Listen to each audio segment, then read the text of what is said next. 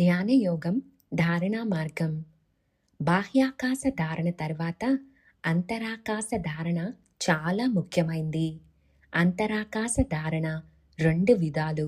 ఒకటి తేజోమయ ధారణ, రెండవది హృదయాకాశ ధారణ. ఈ 2 ధారణలు ఒకదాని తరువాత ఒకటి చేయాలి. బాహ్య ప్రపంచంలో ప్రధానంగా 2 రకాలైన ఆకాశం ఉంది. ఒకటి తేజస్సుతో కూడింది, అనగా వెలుగులతో ఉండే ఆకాశం. రెండవది చీకటితో కూడిన ఆకాశం. లోకమంతా చీకటి వెలుగులపైనే ఆధారపడి ఉంది. ప్రాణి జీవితంలో చీకటి వెలుగులే ప్రధాన పాత్ర పోషిస్తున్నాయి. చీకటి పోవడానికి వెలుగు అవసరం. వెలుగు లేకపోతే చీకటి ఉంటుంది. శరీరం లోపల ఉన్న చీకటిని తొలగించుటకు లోపలనే ఉన్న తేజస్సును ధారణ చేయడమే తేజోమయ ధారణ. బాహ్యాకాశ ధారణతో ప్రకాశంపై దృష్టి అభ్యాసమైంది.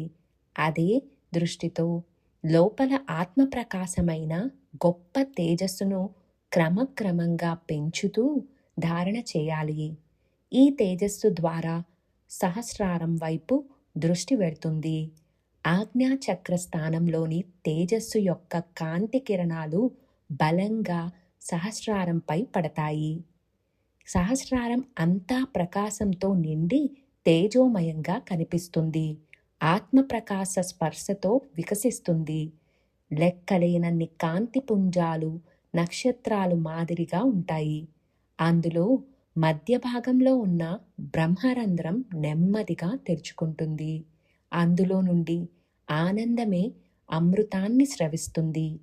ఈ విధంగా తేజోమయ ధారణను పూర్తి చేయాలి. ధ్యాన ప్రస్థం.